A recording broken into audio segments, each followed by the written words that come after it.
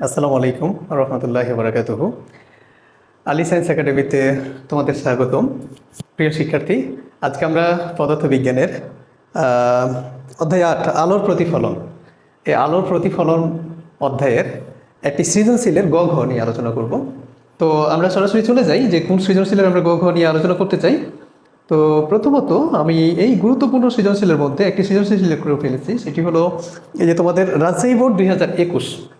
এই রাজশাহী বোর্ড 2021-এর আমরা শুধুমাত্র গ এবং ঘ নিয়ে আজকে আলোচনা করব। তো প্রথমত দেখো যে গ নম্বরে তোমাদের কি বলছে দেখো। গ নম্বর প্রশ্নে বলছে, তার আগে উদ্দীপকটা পড়ে ফেলো। উদ্দীপকে বলছে যে 0.4 মিটার ফোকাস দূরত্ব বিশিষ্ট একটি অবতল দর্পণের সামনে মেরু হতে ফোকাস দূরত্বের অর্ধেক দূরত্বে একটি লক্ষ্যবস্তু রাখা হলো।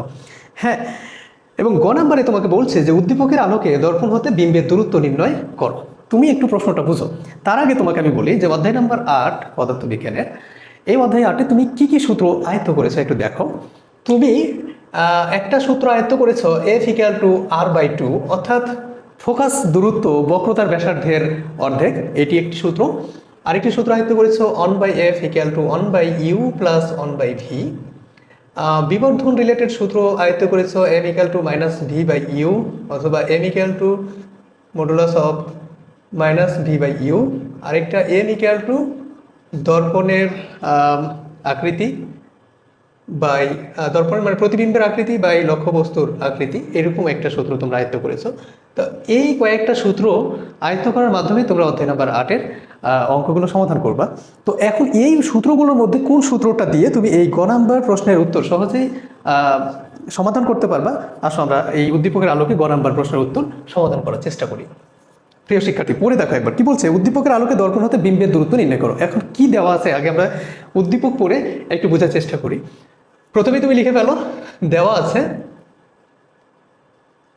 আছে 0.4 মিটার ফোকাস দূরত্ব বিশিষ্ট একটি অবতল দর্পণ। তোমাদের বলে রাখি, যদি দর্পণটি অবতল বলে তাহলে ফোকাস দূরত্ব তার মানে এফ এর যে মানটা, এই এফ এর মান প্লাসে আসবে, আর যদি উত্তল বলতো তাহলে এফ এর মান মাইনাসে আসতো। এই দুইটি বিষয় তোমরা মাথায় রাখবা, ঠিক আছে? এখানে প্লাস অথবা মাইনাস দেওয়া থাকবে না, এখানে ফোকাস দূরত্ব দেওয়া থাকবে এবং ইন্ডিকেট করে বলবে যে এটা অবতল দর্পণ অথবা উত্তল দর্পণ। যেহেতু আমাকে বলছে যে একটা অবতল দর্পণ, সুতরাং এখানে এফ এর মানটা প্লাসে আসবে। সো এখানে আমার যে ফোকাস দূরত্ব এফ, এইটা বলছে 0.4 মিটার, 0.4 মিটার। তো এটা প্লাসেই দিব যেহেতু অবতল দর্পণ, আর এইটাকে আমি সেন্টিমিটারে প্রকাশ করে নিব। 0.4 মিটারকে আমি সেন্টিমিটার প্রকাশ করলে 100 দিয়ে গুণ করবো। 100 দিয়ে গুণ করলে 0.4 × 100 = 40 সেন্টিমিটার। আমরা এটা পেয়ে গেলাম ফোকাস দূরত্ব। এইবার বলছে কি যে অবতল দর্পণের সামনে মেরু হতে ফোকাস দূরত্বের অর্ধেক দূরত্বে একটা লক্ষ্যবস্তু রাখা হলো। তার মানে লক্ষ্যবস্তুর দূরত্বের কথা এখানে ইন্ডিকেট করছে। আমরা জানি লক্ষ্যবস্তুর দূরত্বকে ইউ দ্বারা প্রকাশ করা হয়, ঠিক আছে? তাহলে ইউ = বলছি লক্ষ্যবস্তুর দূরত্বটা হবে ফোকাস দূরত্বের অর্ধেক দূরত্বে থাকবে। তার মানে এখানে ফোকাস দূরত্ব তুমি পেয়েছো কত? 40 সেন্টিমিটার। এটার অর্ধেক মানে 40 সেন্টিমিটারকে তুমি 2 দ্বারা ভাগ করবা, তাহলে ফোকাস দূরত্বের অর্ধেক বের হয়ে যাবে। এবং ফোকাস দূরত্বের অর্ধেক যেটা, সেটা হলো লক্ষ্যবস্তুর দূরত্ব, যেটাকে ইউ দ্বারা প্রকাশ করা হয়। তাহলে ইউ = এখানে 20 সেন্টিমিটার তুমি পেয়ে গেলে। এখন তোমাকে বলছে কি যে উদ্দীপকের আলোকে দর্পণ হতে বিম্বের দূরত্ব নির্ণয় করো। তার মানে বিম্বের দূরত্ব ভি = হট। এখন আমি যে মানগুলো পেয়েছি সেই মানগুলোর আলোকে আমার পাশে যে সূত্রগুলো লেখা আছে, এই সূত্রের মধ্যে সবচেয়ে গ্রহণযোগ্য সূত্র হলো এইটা। আমি এই সূত্রটাকে অ্যাপ্লাই করবো। 1/F = 1/U + 1/v। এখানে দেখো এফ এর মান আছে, ইউ এর মান আছে, শুধুমাত্র প্রতিবিম্বের যে দূরত্ব সেইটা নাই, অর্থাৎ ভি নাই। আমরা ভি এর মানটা বের করবো, হুইচ ইমপ্লাইজ দ্যাট 1/F এর মান হচ্ছে কত? 40 সেন্টিমিটার। সো 40 লিখে দিলাম = 1/U। ইউ এর মান হচ্ছে 20 + 1/v। ওকে, আমার দরকার হচ্ছে ভি এর মান, তাই না? তাহলে শুধু 1/v কে রাখবো। এখানে 1/20কে আমি এই সাইডে নিয়ে চলে আসবো। তাহলে নিয়ে আসলে কি হবে? এখানে 1/40 আগে থেকে আছে, 1/20কে আমি এইদিকে নিয়ে আসবো, তাহলে -1/20 আসবে, আর এইদিকে থাকবে 1/v। এখানে যদি আমি লসাগু করে ফেলি তাহলে লসাগু কত হবে? 40 হবে। ওকে, 40কে 40 দিয়ে ভাগ করলে 1, 1 এর সাথে 1 গুণ করবো, 1 হবে। এখানে মাইনাস, এই মাইনাসটা আমরা দিয়ে দিলাম। এখানে 20 দিয়ে 40কে ভাগ করলে 2 হয়, 2 এর সাথে 1 গুণ করলে 2। তার মানে এখানে 1/v এটা থেকেই গেল। আমি এখানে অ্যান্সার পাবো -1/40 = 1/v। তো আমি যদি ভি এর মান বের করতে চাই, তাহলে কি হবে, এই ভিকে আমি ওপরে নিয়ে গেলে এখানে 40টাও ওপরে যাবে, ঠিক আছে। তাহলে আমার ওপরে ভি হইলো, এখানে 40ও ওপরে উঠলো, এখানে নিচে 1 লেখার দরকার নেই, সো এখানে মাইনাস আমরা 40টা লিখে দিতে পারবো। অর্থাৎ এখানে ভি ওপরে যাবে, 1টা নিচে আসবে, এরকম হতো 40 ওপরে যাবে 1 নিচে আসবে, যেহেতু 1 নিচে লেখার দরকার নেই, সো আমরা 1 লিখবো না, মানে 1 দিয়ে ভাগ করলে আমরা ওটাই পেয়ে যাই। সুতরাং আমরা এখানে যে প্রতিবিম্বের দূরত্ব ভি এর মানটি পেলাম 40, অতএব ভি ইকুয়াল টু -40 সেন্টিমিটার। আমাদের যে প্রশ্নে বলেছিল যে লক্ষ্যবস্তুর প্রতিবিম্বের যে দূরত্ব, হ্যাঁ, মেরুবিন্দু হতে বা উদ্দীপকের আলোকে দর্পণ হতে প্রতিবিম্বের যে দূরত্ব, এই প্রতিবিম্বের দূরত্ব দেখো এই যে -40 সেন্টিমিটার, এই যে এখানে উত্তরে -40 সেন্টিমিটার দেওয়া আছে। তো আমরা এভাবে সহজেই আমরা কিন্তু এই গ নাম্বারে তোমাদের 8 নম্বর অধ্যায়ের যে গয়ের যে আনসারগুলো আছে, আশা করি এই গয়ের প্রশ্নগুলো খুব সহজেই আনসার তোমরা করতে পারবে। একটু বুঝে বুঝে প্র্যাকটিস করলেই এগুলো সহজেই আনসার করা সম্ভব। এবার আসো গয়ের আলোকে আমরা ঘ কিভাবে আমরা সমাধান করতে পারি। ঘয়ে কি বলছে দেখো, যে রশ্মি চিত্রের সাহায্যে উদ্দীপকের লক্ষ্য বস্তুটির বিম্বের অবস্থান, আকৃতি ও প্রকৃতি বিশ্লেষণ করো। এখন তুমি চিন্তা করো যে উদ্দীপকের যে বিষয়গুলো তোমাকে দিয়েছে, সে বিষয়গুলো তুমি যদি একটু ওই দর্পণ এঁকে বিশ্লেষণ করতে যাও, তাহলে বিষয়টা কি আসে দেখো। এবং তোমাকে রশ্মিচিত্রের মাধ্যমে তোমাকে ব্যাখ্যা লিখে তারপরে এদের 3টি জিনিস তোমাকে উল্লেখ করতে হবে, অবস্থান, আকৃতি এবং প্রকৃতি। তাহলে তোমার প্রথমে উদ্দীপকটি খেয়াল করতে হবে, যে প্রথমে উদ্দীপকটি বলে দিয়েছে যে একটা অবতল দর্পণ। সুতরাং অবতল দর্পণের ক্ষেত্রে তোমাকে চিন্তা করতে হবে এইটা হলো একটা অবতল দর্পণ কখন, যখন তুমি বাইরের দিকে সিলভারিং করবা। এই যে সিলভারিং বাইরের দিকে করলাম, সুতরাং এটা হলো একটা অবতল দর্পণ। এই দর্পণটির নাম তুমি দিলা এম ড্যাশ, আর এই জায়গাটা তুমি মেরুবিন্দু ধরে নিবা। আমি এখান থেকে প্রধান অক্ষ, এটা প্রধান অক্ষ, হ্যাঁ, প্রধান অক্ষ, এবং প্রধান অক্ষের এই বিন্দুটার নাম আমি মেরুবিন্দু দিলাম, ও বিন্দু, ওকে। আর এই বিন্দুটাকে আমি বলে দিলাম যে এটা হলো আমার বক্রতার কেন্দ্র, ওকে, বক্রতার কেন্দ্র। এখন আমরা জানি কি প্রিয় শিক্ষার্থী, আমরা জানি সাধারণত যে বক্রতার কেন্দ্র এবং মেরুবিন্দুর মধ্যকার দূরত্বকেই আমরা বক্রতার ব্যাসার্ধ বলি, ঠিক আছে। এবং বক্রতার ব্যাসার্ধের যেটা মধ্যবিন্দু, আমরা যদি এই বিন্দুটাকে মধ্যবিন্দু কল্পনা করি, তাহলে এই বিন্দুটার আমরা নাম বলতে পারি ফোকাস বিন্দু, ঠিক আছে। এবং মেরুবিন্দু থেকে ফোকাস বিন্দুর মধ্যবর্তী দূরত্বকে আমরা ফোকাস দূরত্ব বলতে পারি, ঠিক আছে।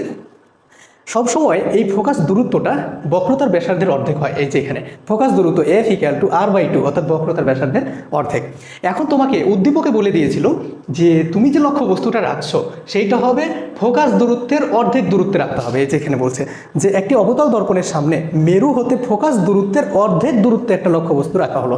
তার মানে এটা মেরুবিন্দু, এই মেরুবিন্দুর আর এই ফোকাস বিন্দুর মাঝখানে, তার মানে তুমি এই জায়গাটাতে একটা লক্ষ্য বস্তু রাখলা এবং এই লক্ষ্য বস্তুটার নাম তুমি দিয়ে দিলা AB, এইটা হলো একটা লক্ষ্যবস্তু, ওকে। এইভাবে তুমি রশ্মি চিত্রের সাহায্যে তুমি কি করবা, এই যে প্রতিবিম্বের অবস্থান, আকৃতি এবং প্রকৃতি বিশ্লেষণ করবা। তো দেখো তুমি প্রথমে এইভাবে দিবা, দেওয়ার পর তুমি এবার তুমি কি করবা, এ বিন্দু থেকে 2টি আলোক রশ্মি তুমি কল্পনা করবা। মনে রাখবা যে কোনো বিন্দুর প্রতিবিম্ব তৈরির জন্য অ্যাটলিস্ট 2টি আলোক রশ্মি দরকার হয়, এবং এই আলোক রশ্মিগুলো প্রতিফলিত হওয়ার পর যে বিন্দুতে মিলবে অথবা যে বিন্দু থেকে আসছে মনে হবে, সেই বিন্দুটাই হলো ওই বিন্দুটার প্রতিবিম্ব। এইখানে আমি এ বিন্দুর প্রতিবিম্বটা নির্ণয় করার চেষ্টা করছি। এবং একটি বিন্দুর প্রতিবিম্ব যখন তুমি নির্ণয় করবা, তখন মনে রাখবা যে এই বিন্দু থেকে 2টি আলোক রশ্মি আপতিত হবে, একটি আলোক রশ্মিকে ফিক্সড করবা। সেইটা হলো কি, যে প্রথম আলোক রশ্মিটা এই বক্রতার কেন্দ্র বরাবর আপতিত করবা। মনে রাখবা বক্রতার কেন্দ্র বরাবর যে আলোক রশ্মিটা দর্পণে আপতিত হবে, সেই আলোক রশ্মিটা প্রতিফলিত যখন হবে, তখন যে পথে যাবে ঠিক সেই পথ বরাবর প্রতিফলিত হবে। আর অন্য আরেকটি আলোক রশ্মি তুমি কি করবা, এই যে প্রধান অক্ষ এঁকেছো, এই প্রধান অক্ষের সমান্তরালে তুমি আপতিত করবা। তো প্রিয় শিক্ষার্থী, আমরা প্রথমে একটি আপতিত আলোক রশ্মি নিয়ে আলোচনা করি। মনে করো যে দর্পণের এইটাও হলো, মনে করো এই বক্রতার ব্যাসার্ধ, কেন্দ্র, এই বক্রতার কেন্দ্র বরাবর একটা আলোক রশ্মি তুমি আপতিত করবা। তাহলে বক্রতার কেন্দ্র এখানে আছে, সো আমি একটু বড় করে নিলাম, মনে করলাম যে এটা হলো এ বিন্দু, এইটা, তাহলে এই বরাবর কিন্তু একটা আলোক রশ্মি পড়বে। তাহলে আলোক রশ্মিটা কিন্তু এইখান থেকে মেনলি এইখানে যাচ্ছে, ঠিক আছে। আর এখানে ডট ডট দিচ্ছি কেন, যে এই বরাবর তাকে আপতিত করবা। তাহলে এ বিন্দু থেকে একটি আলোক রশ্মি দর্পণের, মনে করো ডি বিন্দুতে আপতিত হয়েছে, তাহলে এখানে তুমি চিন্তা করো তো যে এ ডি, এই রশ্মিটা হলো কি আপতিত রশ্মি, ওকে। এবার এডি হলো আপতিত রশ্মি, তাহলে ডিএ পথে সে প্রতিফলিত হবে। তাহলে এখানে ডিএ যেটা সেইটা হলো প্রতিফলিত রশ্মি, এবং ডিএ পথে বক্রতার কেন্দ্র বরাবর সে কিন্তু এভাবে চলে যাবে। মনে করো ডিএফ বরাবর সে প্রতিফলিত হলো, তাহলে ডিএফ হলো এই প্রতিফলিত আলোক রশ্মি, প্রতিফলিত রশ্মি। ওকে, এবার আরেকটি আলোক রশ্মি কি করবা, এ বিন্দু থেকে আরেকটি আলোক রশ্মি তুমি নিবা, এবং এ বিন্দু থেকে যে আলোক রশ্মিটা নিবা সেইটা অবশ্যই প্রধান অক্ষের সমান্তরালে হইতে হবে। তাহলে প্রধান অক্ষের সমান্তরালে আরেকটি আলোক রশ্মি দর্পণের মনে করো জি বিন্দুতে আপতিত হলো, তাহলে এখানে এ জি হলো তোমার আপতিত আরেকটি আলোক রশ্মি।